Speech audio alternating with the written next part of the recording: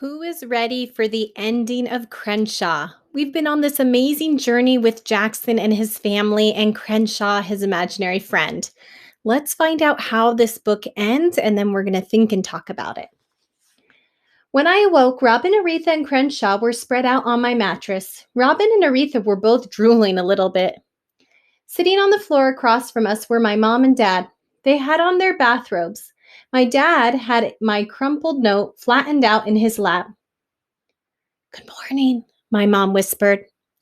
I didn't answer her. I didn't even look at her. Oh, so it looks like they found the note that he wrote from the last chapter saying he was going to run away. But then he did not. It looks like he ended up staying. "Fact," my dad said softly. "Parents make mistakes." "A lot," my mom added. "Fact," said my dad. "Parents try not to burden their kids with grown-up problems, but sometimes that's hard to do." Robin stirred, but she didn't wake.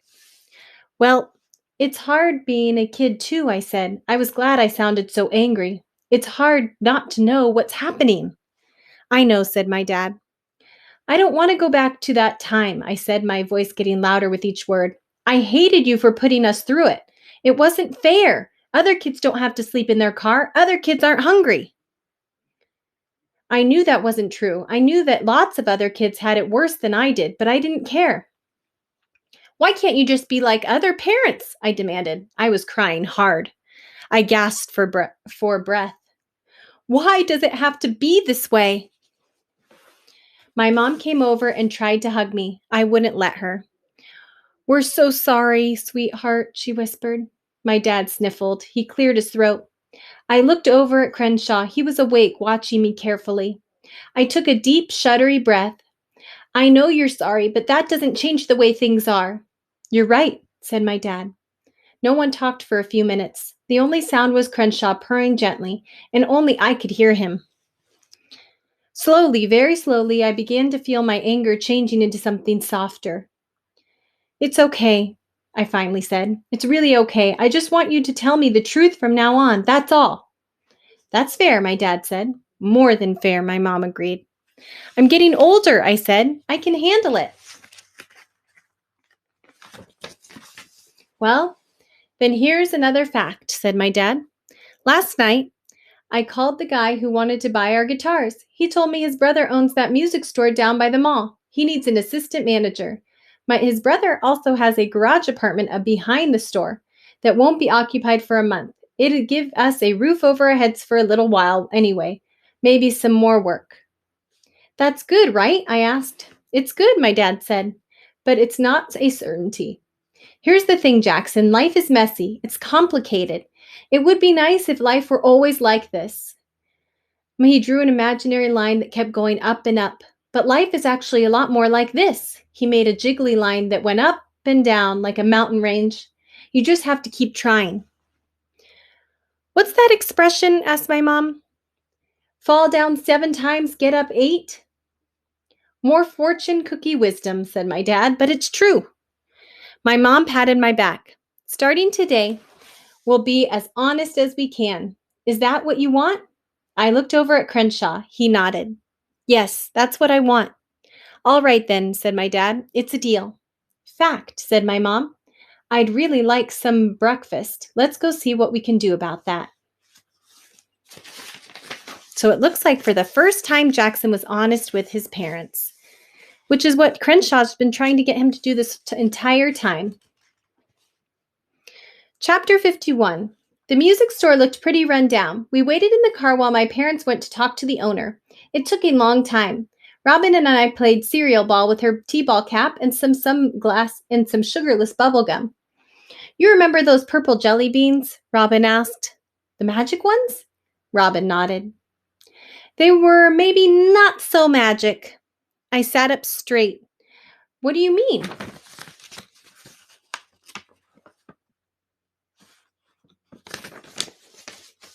"They were from Kylie's birthday party." Robin pulled on her ponytail. "I just wanted you to think they were magic, but there's no such thing, of course." "I don't know," I said. "Could be magic happens. Sometimes." "Really?" Robin asked. "Really," I said. When my parents came out of the store, they were smiling. They shook a man's hand and he gave my dad a set of keys. Got the job, my dad said. It's part time but with everything else, it should help. And we can stay in that apartment for a month anyway. Hopefully, by then, we'll come up with yet another plan. We really want to keep you and Robin at the same school. We're going to do our best, but there are no guarantees. I know, I said, and even though it didn't solve all our problems, I felt a little better. The garage apartment was tiny with only one bedroom. There was no TV and the carpeting was a weary beige. Still, it had a roof and a door and a family who needed it. Chapter 52. The article I read about imaginary friends said they often appear during times of stress. It said that as kids mature, they tend to outgrow their pretend world. But Crenshaw told me something else. He said imaginary friends never leave. He said they were on call, just waiting in case they were needed. I said that it sounded a lot like a lot of waiting around, and he said he didn't mind. It was his job. The first night in our new apartment, I slept on a chair in the living room. I woke up in the middle of the night. Everyone was sleeping soundly. As I headed to the bathroom to get a drink, I was surprised when I heard the water running. I knocked, and when no one answered, I opened the door a crack. Bubbles floated and danced, steam billowed, but through the mist, I could make out Crenshaw in the shower fashioning a bubble beard. "Do you have any purple jelly beans?" he asked.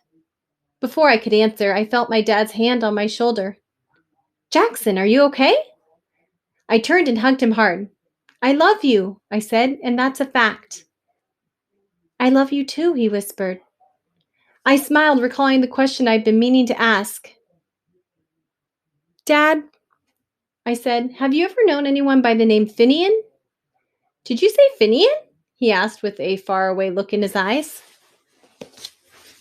I closed the bathroom door, and as I did, I caught another glimpse of Crenshaw. He was standing on his head. His tail was covered with bubbles. I squeezed my eyes and counted to 10, slowly.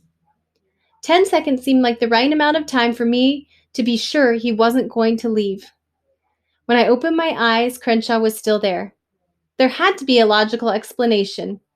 There's always a logical explanation. Meantime, I was going to enjoy the magic while I could. The end, friends. Okay, so do you think Crenshaw is real, or do you think he really was just part of Jackson's imagination? Also, what helps you? It seemed as if Crenshaw was there to help Jackson in his time of stress when he was having a hard time with his family. So here are the two things I'd like you to write in your notebook. One, whether you thought Crenshaw was real or just an imagination or imaginary part of Jackson's imagination. Two, write down in your notebook what helps you when you are stressed. Like Jackson, Crenshaw was there to help Jackson learn how to tell the truth, how to deal with the hard things in his life. What helps you deal with hard things in your life? Okay, friends, that is the end of this chapter book, and I can't wait to talk more about it with you.